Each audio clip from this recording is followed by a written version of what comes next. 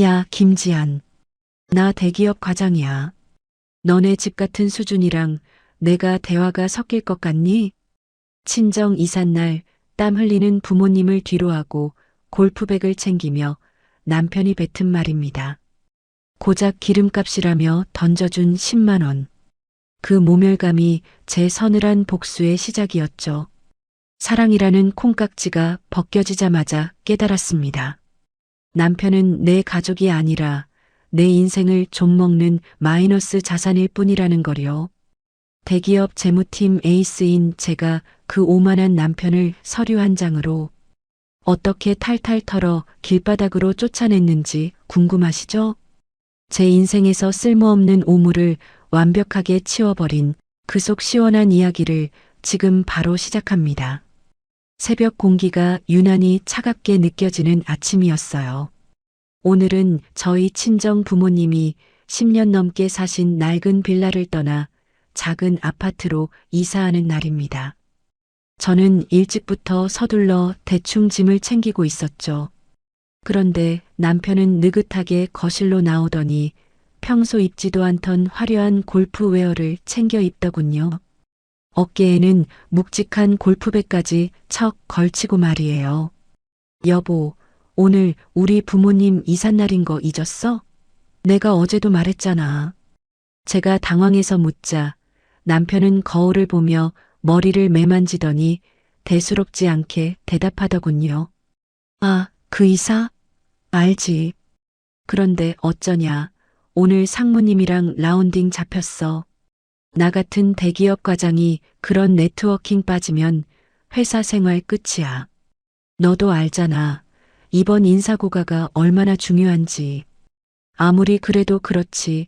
사위가 얼굴 한번 안 비치는 게 말이 돼? 부모님이 얼마나 섭섭해 하시겠어. 제 목소리가 조금 높아지자 남편은 비웃음 섞인 콧방귀를 뀌며 뒤를 돌아봤습니다. 야, 김지한. 생각 좀 해라. 나 같은 대기업 사위가 이사 현장에 나타나 봐. 내내 거리고 있으면 어르신들이 나한테 뭘 바랄 것 같아? 결국 이서방, 이것 좀 해줘라, 저것 좀 해줘라 하면서 돈만 바랄걸? 남편은 그렇게 제 속을 득득 긁어놓고는 미련 없이 현관문을 나섰습니다. 이사 현장은 아침부터 아수라장이었습니다. 이삿짐 트럭 옆에서 머리가 허연 아버지가 짐구석을 붙잡고 땀을 흘리고 계셨죠. 엄마는 먼지투성이가 된 수건으로 얼굴을 닦으며 저를 보고 억지 미소를 지으셨어요. 지아나, 사위는? 바쁜 일 있대? 응, 엄마, 갑자기 회사에 급한 일이 생겼다네. 정말 미안해. 거짓말을 하는 제 입술이 바르르 떨렸습니다. 그때였어요. 핸드폰 진동이 울려 확인해 보니 남편에게서 메시지가 와 있더군요. 처가 이사하는데 기름값이나 보태라고 10만 원 보냈어. 확인한 입금 내역에는 딱 10만 원이 찍혀 있었습니다. 순간 눈앞이 아득해졌어요. 본인이 휘두르는 골프채 하나에 수백만 원을 쓰고 오늘 라운딩 비용으로만 수십만 원을 태울 인간이었습니다. 평생 자식 위에 헌신한 장인, 장모의 이삿날에 보낸 게 고작 10만 원이라니요.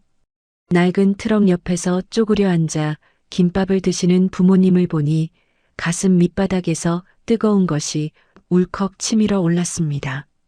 저는 떨리는 손으로 핸드폰을 꽉 쥐고는 터져 나오려는 분노를 억지로 삼켰습니다. 밤 11시가 넘어서야 남편이 술 냄새를 풀풀 풍기며 돌아왔습니다. 현관문에 들어서자마자 골프백을 거칠게 던져놓더니 소파에 대자로 뻗더군요.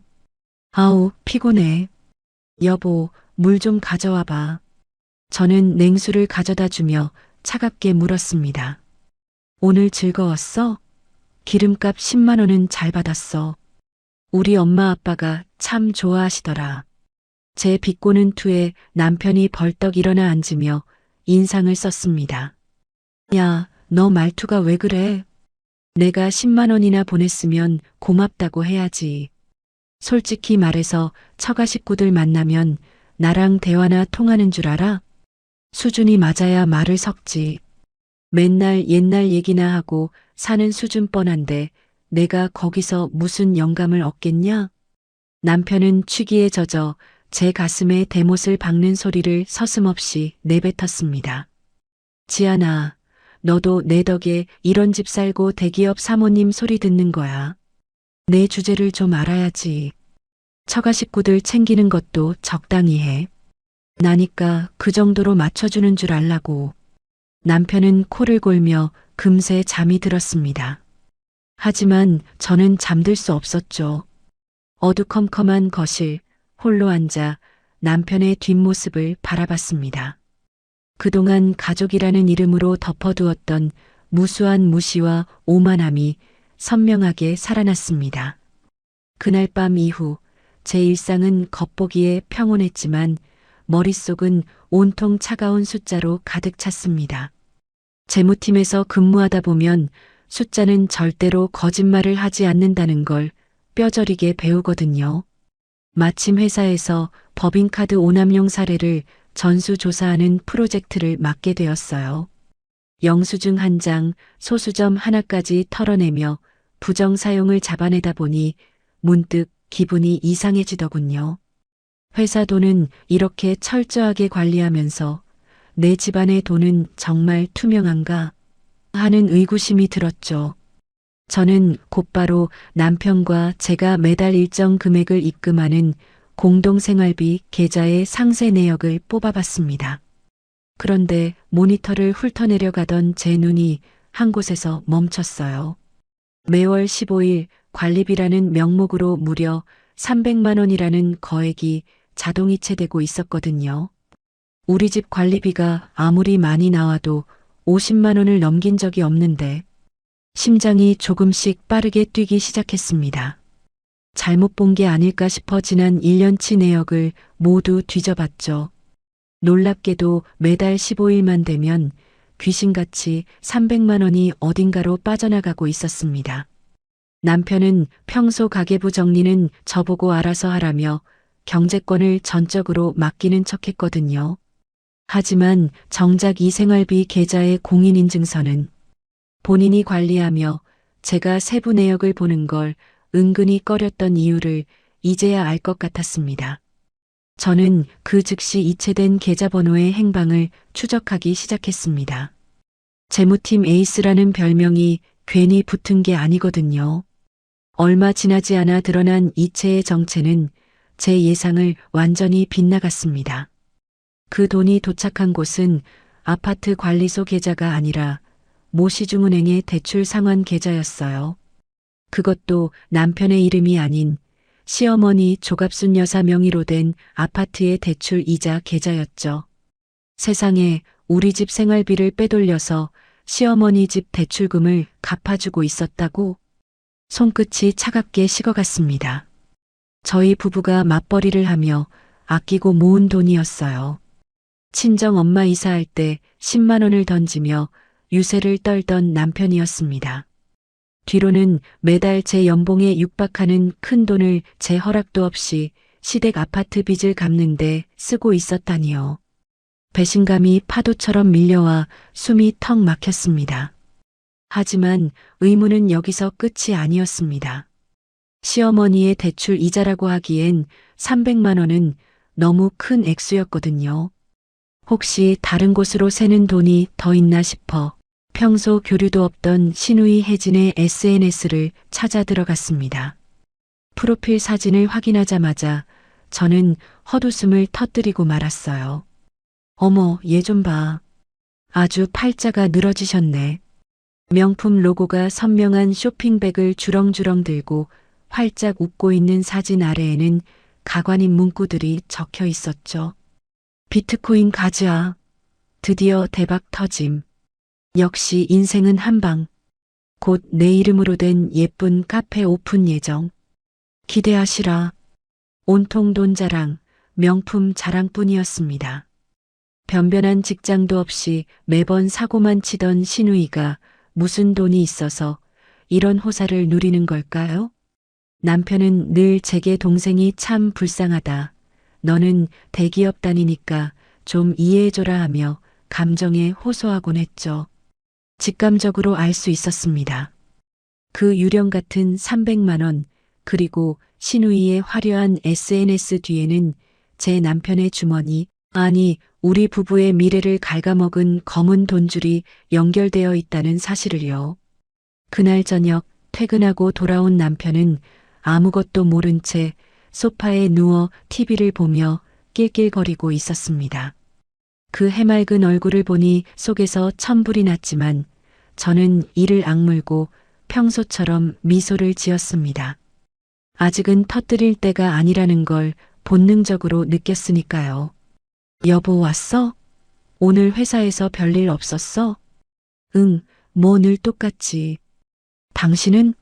오늘 퇴근이 좀 늦었네. 남편의 대수롭지 않은 물음에 저는 속으로 대답했습니다. 그래, 당신은 늘 똑같겠지. 내 돈으로 생색내고 내 돈으로 동생 뒷바라지하는 그 역겨운 생활 말이야. 저는 조용히 안방으로 들어가 비밀번호가 걸린 개인 폴더를 열었습니다. 그리고 오늘 찾아낸 이체 내역서와 신우이의 SNS 캡처본을 차곡차곡 저장했습니다.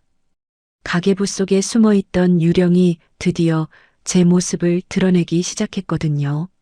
며칠이 지나도 신우이의 화려한 SNS 사진들이 머릿속에서 떠나질 않더군요. 분명히 제가 모르는 거대한 구멍이 우리 가정 경제에 뚫려 있다는 확신이 들었습니다. 남편이 샤워를 하러 들어간 사이 저는 평소 근처에도 가지 않던 남편의 서재 책상을 뒤지기 시작했어요.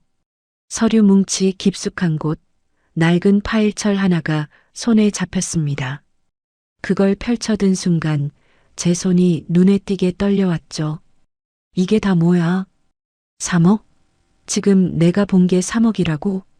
거기엔 은행 대출 약정서뿐만 아니라 남편의 사내 퇴직금, 중간 정산 서류까지 들어 있었습니다. 합산 금액은 무려 3억 원. 우리 부부가 아파트를 사기 위해 피땀 흘려 모은 종잣돈과 남편의 미래, 자산이 통째로 증발해버린 겁니다. 서류상의 대출 목적은 가게 자금이었지만 실제론 신우이의 카페 창업 자금과 시어머니의 빚 잔치로 흘러간 정황이 명백했습니다. 심장이 바닥으로 뚝 떨어지는 충격에 숨이 쉬어지지 않았어요. 얼마 후 샤워를 마치고 가벼운 차림으로 나오는 남편을 거실 식탁에 앉혔습니다.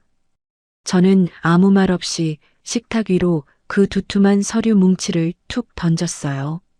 종이가 흩어지며 남편의 발등 근처로 떨어졌죠. 남편은 서류를 확인하자마자 얼굴이 순식간에 흑빛으로 변했습니다. 설명해봐. 이 3억 다 어디로 갔어? 우리 몰래 퇴직금까지 정산해서 대체 뭘 한 거야? 제 목소리는 떨리고 있었지만 남편은 잠시 당황하는 듯 하더니 이내 눈빛이 사납게 변하더군요.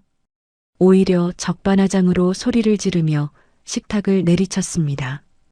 야, 너 남의 서랍을 함부로 뒤져? 이게 지금 뭐 하는 짓이야?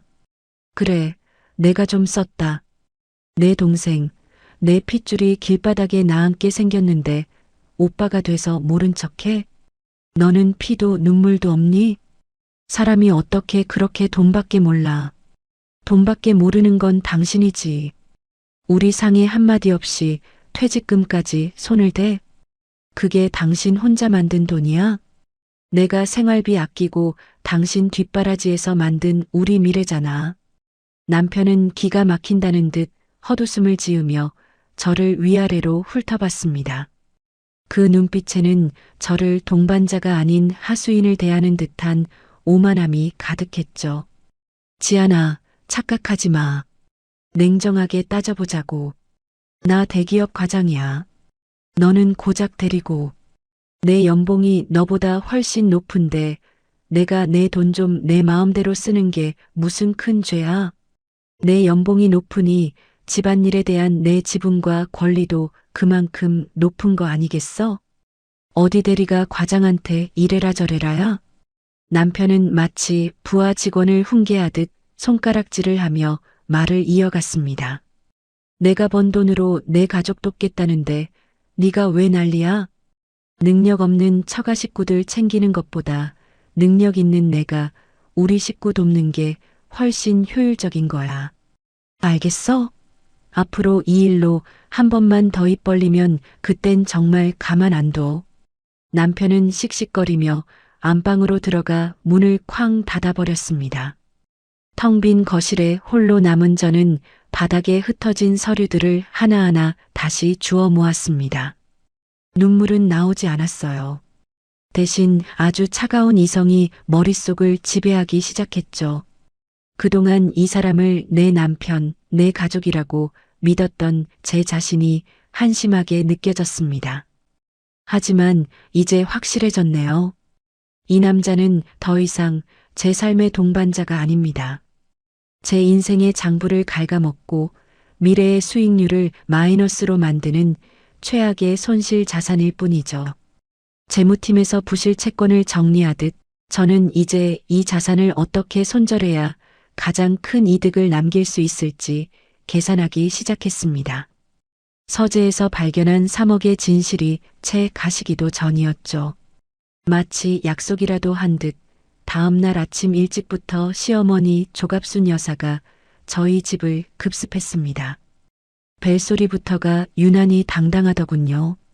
문을 열자마자 사과 한마디 없이 거실 상석에 턱하니 앉으시더니 오히려 저를 째려보며 입을 떼셨습니다.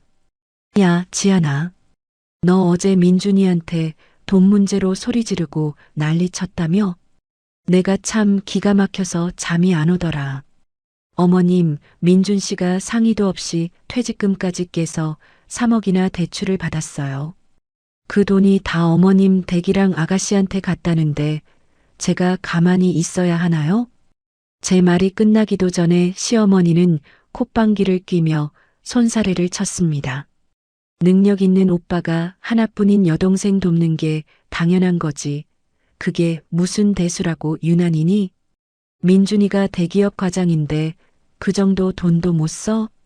너도 똑같이 대기업 다니면서 월급 꼬박꼬박 받잖아. 그런 애가 왜 이렇게 인색하게 굴어? 사람이 마음을 넓게 써야 복이 들어오는 법이야. 잘못을 저지른 쪽은 시댁인데 마치 제가 큰 죄라도 지은 사람처럼 몰아세우는 그 뻔뻔함에 기가 찼습니다. 그때 현관문을 벌컥 열고 신우이가 들어오며 한술 더 뜨더군요. 언니, 솔직히 말해서 오빠가 그 돈 안 갚겠대요? 나중에 내가 카페 대박 나면 내가 다 갚을 건데 왜 그렇게 예민하게 굴어요? 가족끼리 돈 좀 빌려 쓴 거 가지고 사람 피를 말려도 유분수지. 언니 보면 정말 정 떨어져요. 아가씨, 그게 빌린 거예요? 증빙 하나 없이 그냥 가져간 거잖아요. 나중에 법적으로 문제가 될 수도 있어요. 제 지적에 혜진이는 오히려 눈을 동그랗게 뜨며 적반하장으로 나왔습니다. 어머, 언니 진짜 무섭다.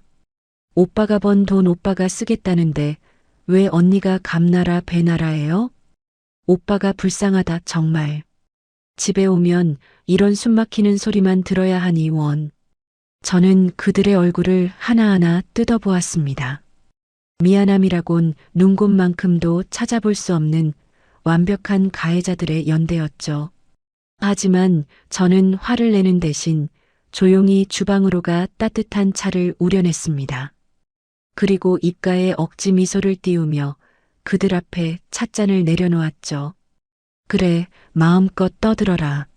너희가 뱉는 그 뻔뻔한 말들이 다 나중에 어떻게 돌아올지 상상도 못하겠지. 그들이 폭풍처럼 휩쓸고 지나간 오후, 저는 곧장 회사 근처의 법률사무소로 향했습니다. 미리 예약해둔 변호사와 세무사를 한자리에 모았죠.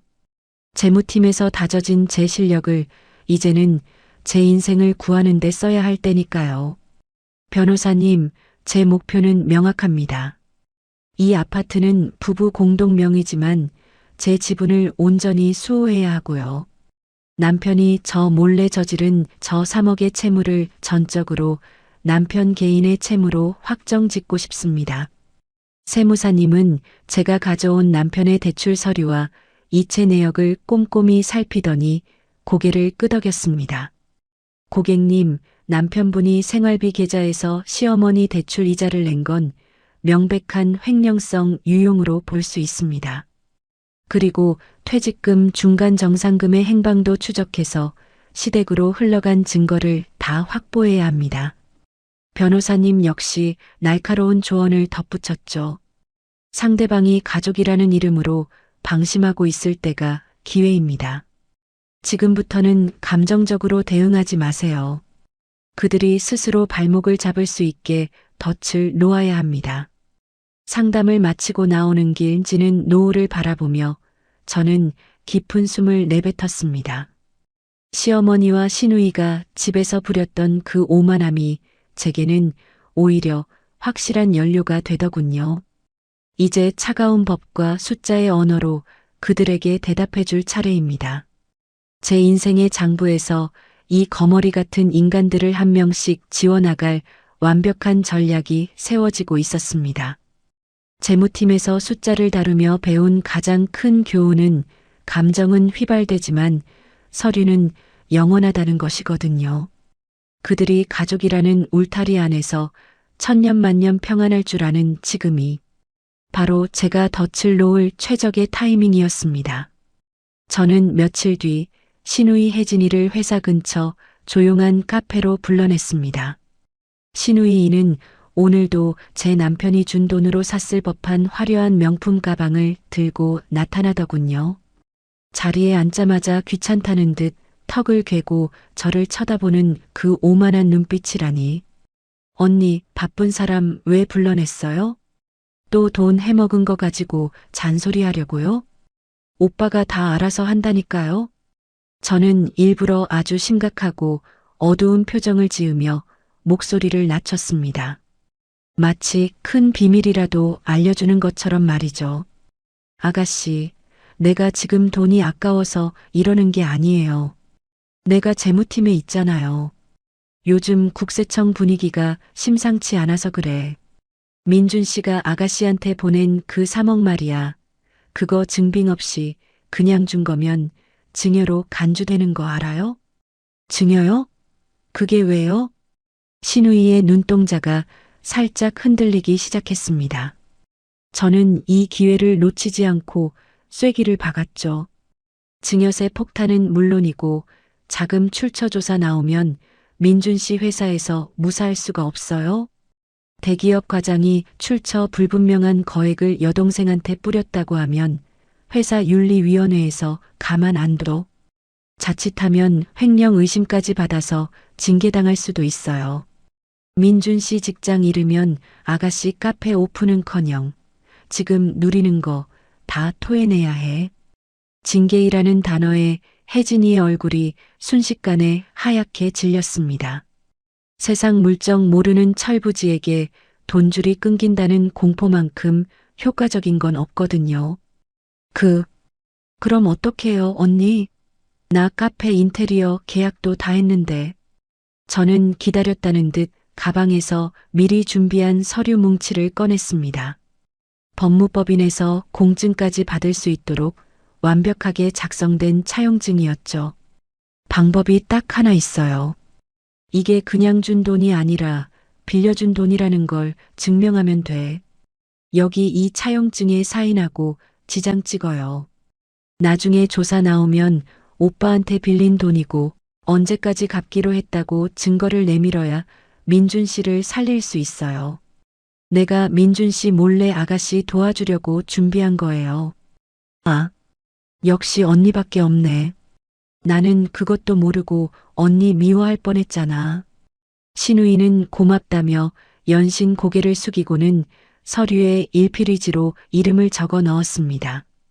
그 돈이 증여가 아닌 채무로 확정되는 순간이었죠. 공증까지 마친 이 종이 한 장은 이제 시누이를 남편의 든든한 아군이 아닌 남편을 파멸로 이끌 거대한 빚쟁이로 만들어줄 핵심 증거가 될 것입니다. 남편 몰래 진행된 제 첫 번째 승리였습니다. 집으로 돌아온 저는 이번엔 남편을 공략하기로 했습니다. 샤워를 마치고 나온 남편에게 따뜻한 차 한 잔을 내밀며 최대한 차분하고 순종적인 목소리로 말을 건넸습니다. 여보, 나 곰곰이 생각해봤어. 당신 말대로 당신이 우리 집안의 가장이고 나보다 연봉도 높으니까 당신 판단이 맞았을 거야. 그동안 내가 너무 예민하게 굴어서 미안해. 제 갑작스러운 사과에 남편은 의기양양해하며 어깨를 으쓱거렸습니다. 그래, 진작 그렇게 생각했어야지. 내가 다 우리 가족 잘 되자고 하는 짓이라니까? 응, 그래서 말인데. 당신 이번에 대출을 너무 많이 받아서 신용 점수가 많이 떨어졌더라고. 이러다가 나중에 우리 아파트 대출 연장할 때 문제 생기면 어떡해? 혹시라도 집 압류라도 들어오면 우리 둘 다 길바닥에 나앉는 거잖아. 남편의 표정이 조금 굳어지자 저는 이때다 싶어 서류를 내밀었습니다. 그래서 당분간만 아파트 지분을 내 쪽으로 좀 더 조정해 놓는 게 어때? 당신 신용 위험을 내가 방어해 주는 거지. 나중에 당신 신용 회복되면 그때 다시 돌려놓으면 되니까. 당신을 위해서 그리고 우리 집을 지키기 위해서 이게 가장 안전한 방법이야. 당신 과장인데 이런 리스크 관리 정도는 이해하지? 남편은 잠시 고민하는 듯 했지만 이미 제가 깔아놓은 리스크 관리라는 명분과 본인의 자존심을 지켜준다는 사탕발림에 넘어가 버렸습니다. 무엇보다 제가 본인의 편이 되었다고 굳게 믿는 눈치였죠. 재무팀 다니는 당신이 그렇다면 그런 거겠지. 좋아, 사인할게. 저는 남편이 서류에 사인하는 모습을 보며 입안의 혀를 깨물었습니다. 웃음이 터져 나오려는 걸 참기 위해서였죠. 이 합의서 한 장으로 우리 부부의 유일한 자산인 이 아파트는 사실상 제 소유가 되었습니다. 남편은 본인의 신용을 보호한다는 명목하에 스스로 집에서 쫓겨날 발판을 마련한 셈입니다. 남편은 아무것도 모른 채 소파에 누워 코를 골며 잠이 들었습니다. 저는 서재로 돌아와 금고에 혜진이의 차용증과 남편의 지분 합의서를 소중히 넣었습니다. 모래성이 무너지기 전 저는 이미 제 몫에 단단한 성벽을 쌓아 올렸습니다. 이제 남편의 오만함이 불러올 폭풍이 이 집을 덮치기만을 기다리면 됩니다. 데이터는 준비되었고 덫은 완벽하게 작동하기 시작했으니까요. 남편은 자신이 놓인 처지가 얼마나 위태로운지도 모른 채 여전히 대기업 과장이라는 명함에 취해 있었습니다. 하지만 제가 뒤에서 서류를 정리하고 덫을 놓는 동안 그가 그토록 공들여 쌓아 올린 시댁의 꿈은 밑바닥부터 썩어 들어가고 있었죠. 재무팀에서 일하며 배운 불변의 진리가 하나 있습니다. 기초 자산이 부실한 투자는 반드시 파멸을 부른다는 사실이죠. 어느 날 오후 신우이 혜진에게서 비명에 가까운 전화가 걸려왔습니다. 그렇게나 기세등등하게 오픈 준비를 하던 카페가 채 영업을 시작하기도 전에 무너졌다는 소식이었어요. 비트코인으로 한탕을 노리며 카페 인테리어 비용까지 끌어다 쓴 신우이의 무모함이 화를 부른 것이죠. 공사는 중단되었고 그 큰 상가 임대료와 위약금은 고스란히 남편의 빚으로 돌아왔습니다. 여보, 큰일 났어. 혜진이가 사채를 썼나 봐. 퇴근한 남편의 얼굴은 잿빛이었습니다. 시어머니 집 앞에 험악하게 생긴 사람들이 찾아와 행패를 부린다는 소식에 남편의 손이 덜덜 떨리고 있었죠. 저는 속으로 비웃었지만 겉으로는 세상에서 가장 놀란 표정을 지어 보였습니다. 세상에 사채라니? 당신이 준 돈도 부족해서 사채까지 쓴 거야? 여보, 일을 어쩌면 좋아. 당신 회사에는 알려지면 안 되잖아. 그러니까 지금 회사에서도 내가 정신이 없어서 업무 실수를 몇 번 했단 말이야. 상무님이 나를 보는 눈빛이 심상치 않아. 아, 정말 미치겠네. 그는 머리를 쥐어뜯으며 거실을 서성였습니다.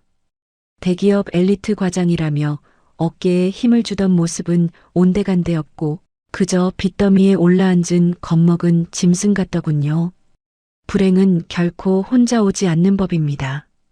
며칠 뒤 남편은 회사에서 청천벽력 같은 통보를 받았습니다. 신우이의 채무 관계와 남편이 무리하게 끌어쓴 대출들 때문에 남편의 개인 신용도가 바닥으로 곤두박질 친 것이죠. 결국 회사에서 지원해주는 사내 대출 연장마저 거부당했다는 소식을 들고 그는 제 앞에 무릎을 꿇었습니다. 지아나, 제발 나 좀 살려줘. 당신 명의로 대출 좀 받아주면 안 될까? 그거면 사내 대출도 갚고 사채업자들도 떼어낼 수 있어. 응? 나 당신 남편이잖아. 나 무너지면 우리 집도 끝이야. 그의 비굴한 목소리를 들으니 예전 친정 이삿날에 그가 내뱉었던 말들이 환청처럼 들려왔습니다. 처가는 수준이 안 맞는다느니 나 같은 대기업 사위가 가면 돈만 바란다느니 하던 그 오만한 목소리 말이에요. 저는 아주 난처하고 슬픈 표정을 지으며 그의 손을 살며시 떼어냈습니다. 여보, 나도 정말 도와주고 싶지. 그런데 어쩌나. 지난번에 당신이 사인해준 아파트 지분 조정건 때문에 나도 대출 규제에 꽉 묶여버렸어. 이미 내 한도까지 다 끌어다 써서 지금은 단돈 100만 원도 더 빌릴 수가 없는 상황이야. 재무팀에 있는 내가 이런 걸 거짓말하겠어? 정말 안타깝다, 여보. 뭐, 정말 방법이 없어? 당신 재무팀이잖아. 어떻게든 융통해봐. 미안해. 법과 규정이 그런 걸 어쩌겠어. 당신이 그랬잖아. 당신은 과장이고 난 대리라고. 과장인 당신도 해결 못하는 일을 고작 대리인 내가 어떻게 하겠니? 제가 던진 말에 남편의 얼굴이 일그러졌습니다. 과거 자신이 제게 주었던 모멸감이 칼이 되어 돌아오는 걸 느끼는 듯 했죠. 그는 밤새 한숨을 내쉬며 거실을 지켰지만 저는 안방에서 아주 편안하게 숙면을 취했습니다. 다음 날 저는 점심시간에 조용히 노트북을 열었습니다. 그리고 오랫동안 준비해온 마지막 서류를 꺼냈죠. 사내 게시판과 인사과에 제출할 제보 서류였습니다. 제목은 임직원 품위 유지 위반 및 경제적 도덕성 결여에 관한 제보였죠. 남편이 지인들에게 우리 부부 공동 자산을 동의 없이 빼돌려 투자한 정황, 신우이의 사채 문제로 인해 회사 업무에 차질을 빚고 실수를 연발한 사례들, 그리고 무엇보다 대기업 과장이라는 직위를 이용해 주변에 거짓 정보를 흘리며 금전적 이득을 취하려 했던 정황들을 날카롭게 정리했습니다. 재무팀 에이스답게 모든 증거는 날짜별, 항목별로 깔끔하게 첨부했습니다. 남편이 그토록 자랑스러워하던 대기업 과장이라는 명함이 사실은 얼마나 허술한 모래성 위에 세워진 것인지 증명할 시간이었죠. 여보, 당신이 그토록 사랑하는 높으신 분들과의 네트워킹. 이제 그분들이 당신을 어떻게 평가할지 기대되지 않아? 저는 모니터 속 남편의 인사 기록 카드를 바라보며 차갑게 미소 지었습니다.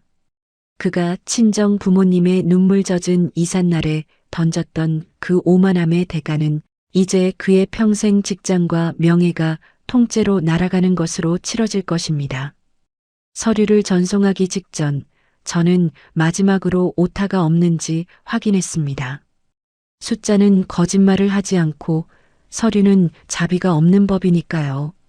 남편의 직장 생활이 모래성처럼 서서히 허물어지는 동안 시댁이라는 성벽은 훨씬 더 처참하고 요란하게 무너져 내렸습니다. 재무팀에서 근무하며 수많은 부도 사례를 봐왔지만 탐욕에 눈이 멀어 벼랑 끝으로 달려가는 사람들의 결말은 늘 똑같더군요. 시어머니 조갑순 여사는 신우이의 카페가 망하고 남편의 신용이 바닥을 치자 마지막 한탕으로 전세를 역전시키겠다는 무모한 도박을 감행했습니다. 어디서 들었는지 출처도 불분명한 지인의 말만 믿고 개발 제한 구역으로 묶인 임야를 금싸라기 땅이라며 덥석 사들인 것이죠.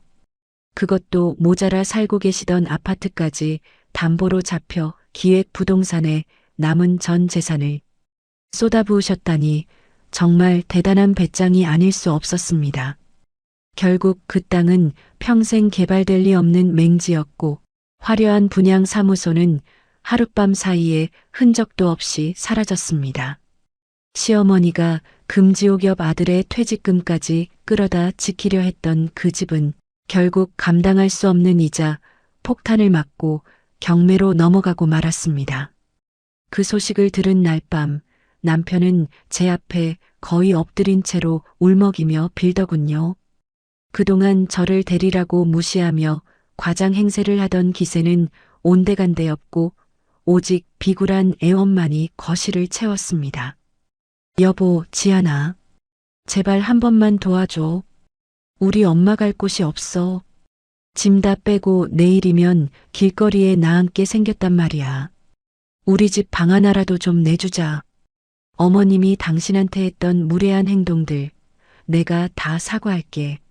일단 사람부터 살리고 봐야 하잖아. 응. 남편은 제 바짓가랑이를 붙잡을 기세로 매달렸습니다.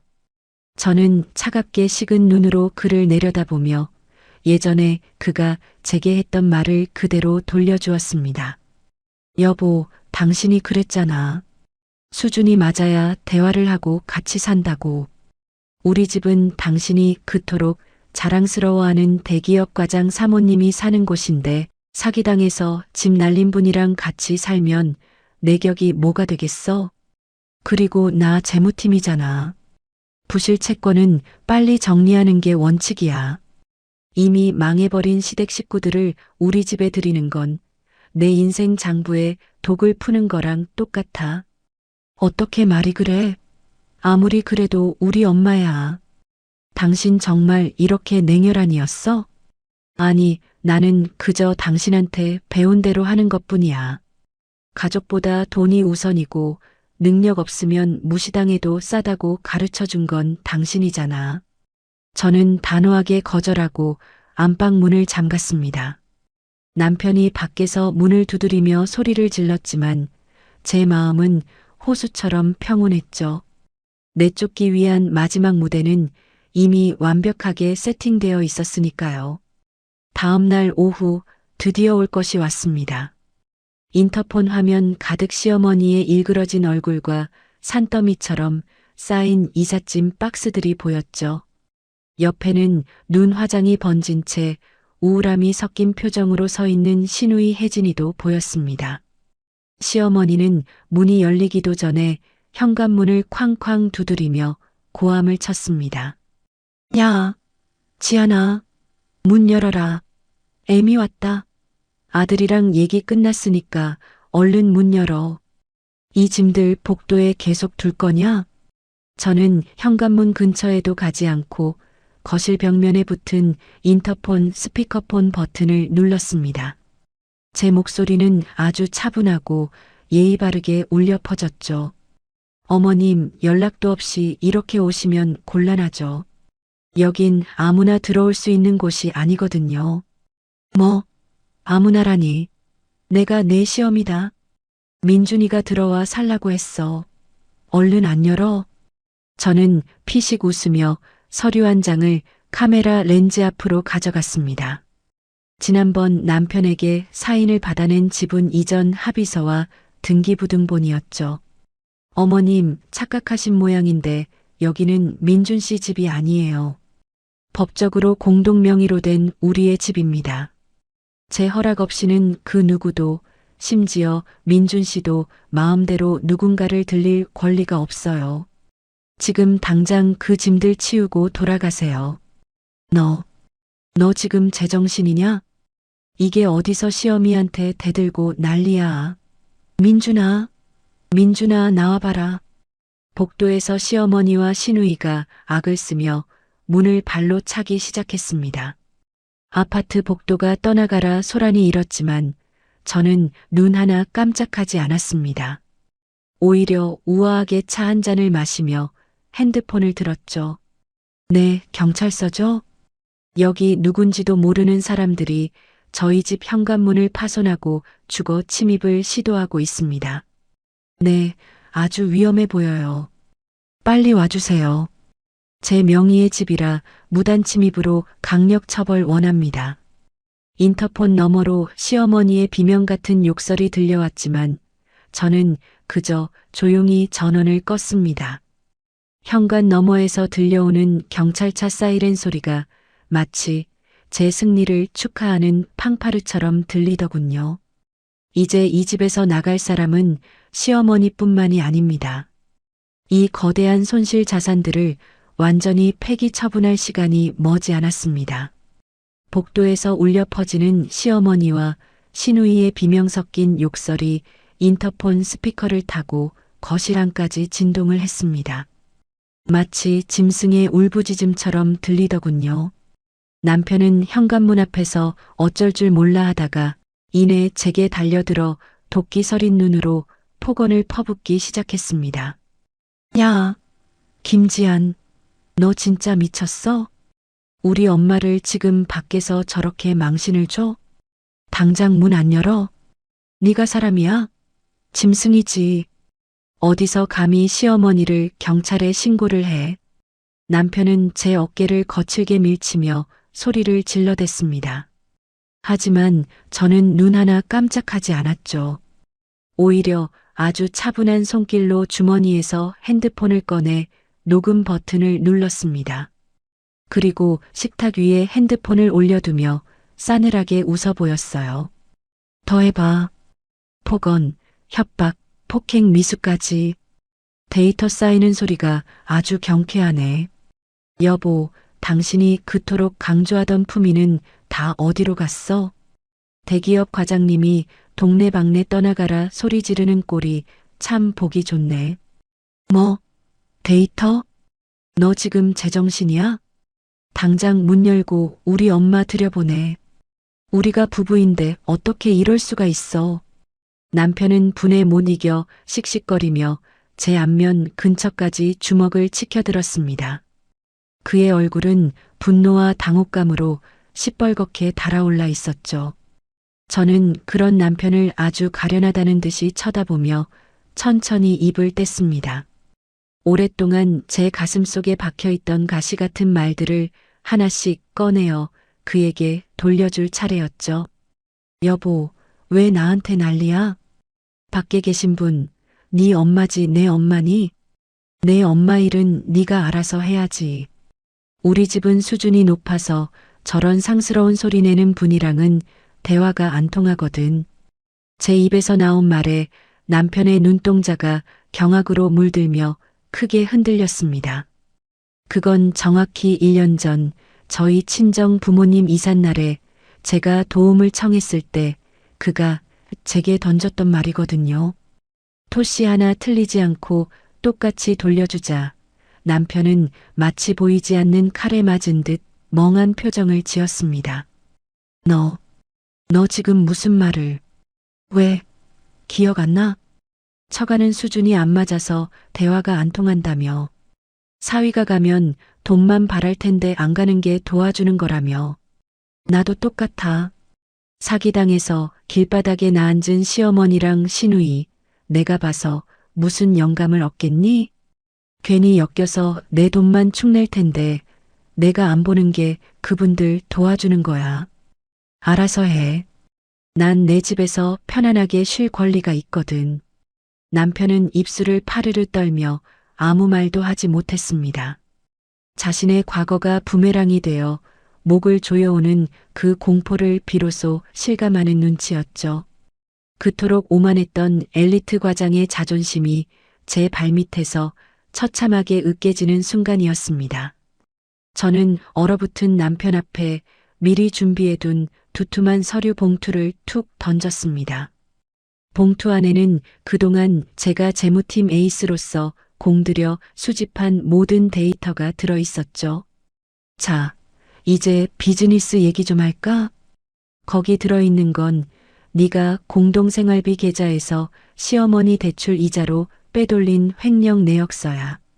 그리고 퇴직금 무단 정산해서 신우이한테 넘긴 증거들도 다 들어있지.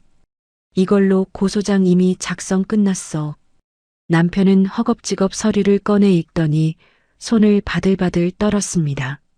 그 위에는 이혼 소장도 함께 놓여 있었죠. 지안아, 제발. 우리 대화로 하자. 내가 잘못했어. 내가 죽을 죄를 지었어. 대화, 이제 와서? 미안하지만 난 이미 당신을 회수 불가능한 부실 자산으로 분류 끝냈어. 선택지는 두 개야. 이 서류 그대로 검찰이랑 당신 회사 인사과에 접수돼서 감옥 가고 파면당할래? 아니면 깔끔하게 재산 분할 포기하고 이 아파트 지분 다 내어주고 도장 찍고 나갈래? 어떻게 나한테 이래? 우리가 같이 산 세월이 얼마인데? 우리가 같이 산 세월? 아, 그 10만 원짜리 세월 말하는 거야? 우리 부모님 땀 흘리며 이사할 때 당신이 던져준 그 가벼운 10만 원. 그 무게만큼만 당신 대우해 주는 거니까 억울해하지 마. 현관 밖에서는 경찰이 도착했는지 시어머니의 비명 섞인 항의가 더욱 거세졌습니다. 저는 남편의 손에 펜을 쥐어주며 싸늘하게 덧붙였습니다. 선택해. 지금 안 찍으면 밖에서 경찰이랑 같이 기다리는 시어머니 곁으로 당신도 바로 보내줄게. 감옥 갈래? 아니면 빈손으로 나갈래? 남편은 흐느끼며 펜을 고쳐주었습니다. 그가 자랑하던 모든 권위와 오만이 단 몇 장의 종이 앞에서 맥없이 무너져 내리고 있었습니다. 제 인생의 장부에서 가장 큰 오점이었던 이 남자를 드디어 폐기하기 직전이었습니다. 남편의 손에서 떨구어진 펜이 식탁 위를 구르며 둔탁한 소리를 냈습니다. 그 소리는 마치 우리 부부의 껍데기뿐이었던 결혼 생활이 완전히 끝났음을 알리는 종소리 같았죠. 하지만 현실은 드라마처럼 도장 하나로 끝나는 게 아니었습니다. 남편은 마지막까지 비굴하게 변호사를 선임해 어떻게든 제 몫의 아파트를 나누려 발악하더군요. 하지만 재무팀 에이스인 제가 준비한 데이터는 남편이 고용한 변호사조차 질리게 만들 정도로 치밀했습니다. 법률사무소 회의실, 남편 측 변호사는 제가 내민 서류 뭉치를 훑어보더니 깊은 한숨을 내쉬었습니다. 제가 미리 받아둔 신우이의 차용증, 남편이 스스로 사인한 지분 이전 합의서, 그리고 10원 단위까지 맞춰진 생활비 유용 내역서까지. 그건 단순한 종이가 아니라 남편의 목을 죄는 완벽한 포위망이었으니까요. 민준 씨, 이건 승산이 없습니다. 부인께서 준비하신 증거들이 너무 명확해요. 횡령으로 형사 고소까지 진행되면 과장직 유지도 불가능할 텐데 차라리 재산 분할 포기하고 합의 이혼으로 끝내는 게 최선입니다. 변호사의 냉정한 권고에 남편은 넋이 나간 표정으로 저를 바라봤습니다. 한때 대기업 과장이라며 어깨에 힘을 주고 저를 데리라 무시하던 그 당당함은 찾아볼 수 없었죠. 결국 그는 바들바들 떨리는 손으로 이혼 서류에 최종 서명을 마쳤습니다. 제 인생의 장부에서 거대한 손실 자산이 공식적으로 폐기 처리되는 순간이었습니다. 짐을 싸서 나가는 날 아파트 단지 입구는 그야말로 아수라장이었습니다. 경찰의 경고에도 불구하고 시어머니 조갑순 여사와 시누이 혜진이는 단지 입구에서 악을 쓰며 대기하고 있었죠. 남편이 커다란 이민 가방 2개를 낑낑대며 끌고 나오자 시어머니는 기다렸다는 듯 저를 향해 손가락질하며 욕설을 퍼부었습니다. 이 독한 년아, 네가 사람이야? 내 아들을 알몸으로 쫓아내고 너 혼자 잘 먹고 잘 살 것 같아? 천벌을 받을 거다. 이 여우 같은 년아. 복도와 단지 내에 시어머니의 상스러운 목소리가 울려 퍼졌지만 저는 차분하게 핸드폰을 들어 이미 대기 중이던 경찰관들에게 신호를 보냈습니다. 경찰관님 말씀드린 대로 저분들 저희 집 접근금지 가처분 신청 중인 분들입니다. 지금 주거침입 시도와 영업방해, 모욕죄로 현행범 체포 요청합니다. 지난번처럼 훈방 조치로 끝내지 마시고 강력하게 대응해 주세요. 경찰들이 다가가 제지하자 시어머니는 바닥에 드러누워 발을 굴렀고 시누이는 창피한 줄도 모르고 소리를 질러댔습니다. 저는 그 처참한 광경을 거실 베란다 창 너머로 내려다봤습니다. 남편은 그 아수라장 한가운데서 고개를 푹 숙인 채 자신이 그토록 무시했던 처가 수준보다 훨씬 더 밑바닥으로 추락한 가족들을 보며 망연자실해 있었죠. 철저하게 고립된 그들의 모습은 마치 난파선에서 서로를 핥히는 생쥐들 같았습니다. 남편이 마지막 짐을 챙겨 현관을 나서기 직전 그는 신발장 앞에서 멈춰서서 저를 돌아봤습니다. 눈에는 눈물이 그렁그렁 맺힌 채로 아주 억울하고 원망 섞인 목소리로 묻더군요. 지아나, 정말 이럴 수 있어? 우리가 사랑해서 결혼한 사이인데 어떻게 이렇게 한순간에 남보다 못한 괴물이 될 수 있냐고. 정말 나한테 미안한 마음도 단 1%의 정서린 마음도 없는 거야? 괴물이라니요. 누가 누구를 괴물로 만들었는지 정말 모르는 걸까요? 저는 아무 말 없이 서랍장에서 낡고 꼬질꼬질한 종이 한 장을 꺼냈습니다. 남편이 친정 이삿날 기름값이나 하라며 생색내듯 던졌던 바로 그 10만 원권 수표였죠. 저는 그 수표를 남편의 가슴팍에 툭 던졌습니다. 미안함? 당신이 우리 부모님 이삿날에 던졌던 이 10만 원에 다 들어있었잖아. 당신이 내 부모님을 10만 원짜리로 대우했을 때 우리 사이의 정은 이미 이 종이 조각처럼 구겨져서 쓰레기통에 처박혔어. 나한테 서운해하지 마. 난 그저 당신이 가르쳐준 대로 당신의 가치를 당신 식대로 계산해서 돌려주는 것뿐이니까. 남편은 제 가슴에 떨어져 바닥으로 추락한 10만 원권 수표를 멍하니 내려다봤습니다. 그 수표는 그가 평생을 살아오며 가졌던 오만함과 무시의 결과물이었죠. 저는 그가 대답할 틈도 주지 않고 현관문을 쾅 닫아버렸습니다. 띠링. 도어락이 잠기는 경쾌한 소리가 들렸습니다. 이제 이 집안에 남은 오물은 하나도 없습니다.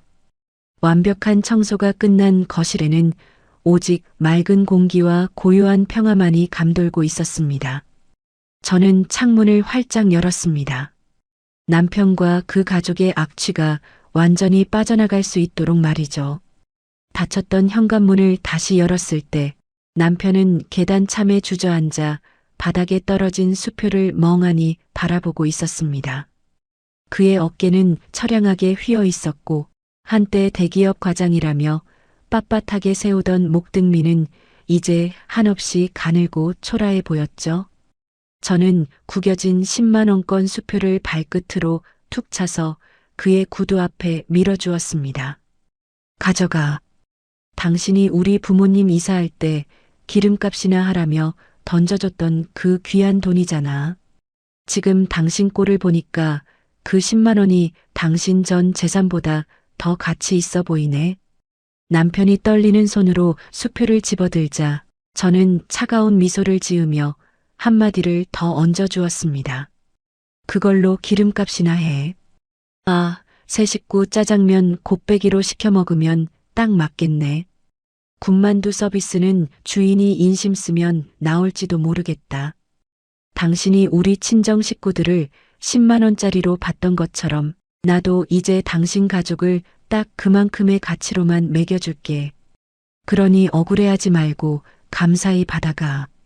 남편은 대꾸도 하지 못한 채 짐 가방을 끌고 엘리베이터로 향했습니다. 멀어지는 그의 뒷모습 위로 밖에서 여전히 악을 쓰는 시어머니와 신우이의 고함이 겹쳐 들려왔죠. 그들이 만드는 그 지옥 같은 소음이 제 집 문 밖으로 영원히 사라지는 순간 저는 비로소 가슴속 깊은 곳에서 체증이 쑥 내려가는 해방감을 느꼈습니다. 남편이 떠난 집안은 믿을 수 없을 만큼 고요했습니다. 늘 무겁게 짓누르던 시댁의 그림자도 남편의 오만한 가스라이팅도 이제 이 거실에는 존재하지 않았죠. 저는 베란다 창문을 활짝 열고 차가운 저녁 공기를 들이마셨습니다. 먼지 하나 없는 깨끗한 공기가 폐부 깊숙이 스며드는 기분이었어요. 저는 소파에 깊숙이 몸을 파묻고 핸드폰을 들었습니다.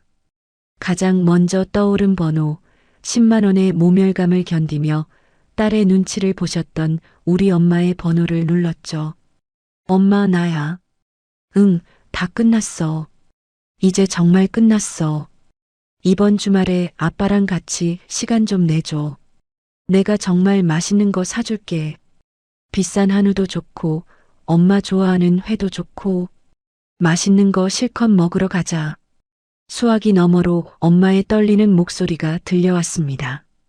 걱정하지 말라고, 이제 정말 행복하다고 말하며 저는 활짝 웃었습니다.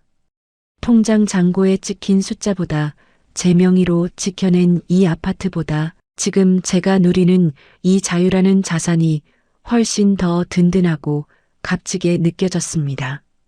재무팀 에이스로서 내린 인생 최대의 손절매는 제 생애 가장 높은 수익률을 기록한 완벽한 결정이었습니다. 그로부터 몇 달의 시간이 흘렀습니다. 계절이 바뀌어 옷차림이 가벼워진 어느 화창한 월요일 아침이었죠. 저는 평소보다 가벼운 발걸음으로 회사 로비에 들어섰습니다. 사원증 목걸이에는 이제 대리가 아닌 과장이라는 두 글자가 선명하게 박혀 있었죠. 남편의 횡령과 품위 유지 위반을 고발하며 제출했던 치밀한 보고서 덕분에 회사는 제 업무 능력과 윤리의식을 높게 평가해 특별 승진을 결정해 주었습니다. 엘리베이터를 기다리며 동료들과 담소를 나누던 그때였습니다. 로비 한 구석 보안 데스크 앞에서 실랑이를 벌이고 있는 초라한 행색의 남자가 눈에 들어왔습니다. 구겨진 정장 상의에 헝클어진 머리, 그리고 생기를 잃은 눈동자. 한때 이 회사에 촉망받는 과장이었던 제 전남편이었습니다. 그는 아마 퇴직금 정산 문제나 남은 짐을 챙기기 위해 잠시 들른 모양이었죠. 그는 저와 눈이 마주치자마자 벼락이라도 맞은 듯 멈춰 섰습니다. 반가움인지 원망인지 아니면 후회인지 모를 복잡한 감정이 그의 얼굴을 스치고 지나갔습니다. 그는 입술을 달싹이며 제게 다가오려 했죠. 지아나, 과장 승진했다며. 축하해. 저기 잠깐 얘기 좀. 하지만 저는 그가 말을 끝마치기도 전에 고개를 돌렸습니다. 마치 낯선 타인, 아니 길가에 굴러다니는 낙엽이라도 본 것처럼 아무런 감정 없는 시선으로 그를 스쳐 지나갔죠. 제 인생의 장부에서 이미 영구 제명 처리된 부실 자산에게 줄 시간은 단 1초도 없었으니까요. 엘리베이터 문이 닫히기 직전 문틈 사이로 저를 멍하니 바라보는 남편의 모습이 보였습니다. 그는 이제 제가 발 디딘 이 화려하고 당당한 세계에서 완전히 퇴출당한 이방인이었습니다. 과장님, 오늘 점심 뭐 드실래요? 동료의 밝은 물음에 저는 환하게 웃으며 대답했습니다. 글쎄요, 오늘은 아주 비싸고 맛있는 걸로 먹어야겠어요. 제 가치를 알아주는 사람들하고만 말이죠. 엘리베이터가 높은 곳을 향해 매끄럽게 올라갔습니다. 모든 오물을 치워내고 낡은 10만 원의 기억조차 털어버린 제 인생의 이막이 찬란하게 시작되고 있었습니다. 이제 제 장부에는 오직 성장과 행복이라는 단어만이 기록될 것입니다. 자유로운 공기를 마시며 저는 더 이상 뒤를 돌아보지 않았습니다. 가족이라는 이름으로 모든 무례함을 견뎌야 했던 지한 씨의 이야기, 여러분은 어떻게 들으셨나요? 재무팀 에이스답게 감정에 휘둘리지 않고 차가운 숫자와 서리로 응징을 완성한 그녀의 모습에서 뜨거운 카타르시스가 느껴집니다. 나를 10만 원짜리 가치로 취급하는 사람에게 내 인생의 귀한 지분을 나눠줄 필요는 없겠죠. 때로는 가장 가까운 사람이라 할지라도 내 삶의 장부를 갉아먹는 손실 자산이라면 지한 씨처럼 과감하게 손절매할 수 있는 용기가 우리 모두에게 필요한지도 모르겠습니다. 오늘 사연이 여러분의 답답한 가슴을 뻥 뚫어 주었다면 구독과 좋아요로 지한 씨의 새로운 출발을 함께 응원해 주세요. 여러분의 따뜻한 댓글은 사연을 전하는 저희에게 큰 힘이 됩니다. 저는 다음번에도 가슴 시원해지는 승리의 이야기로 다시 찾아뵙겠습니다. 오늘도 여러분의 인생 장부에 행복이라는 수익만 가득하시길 바랍니다. 시청해 주셔서 감사합니다.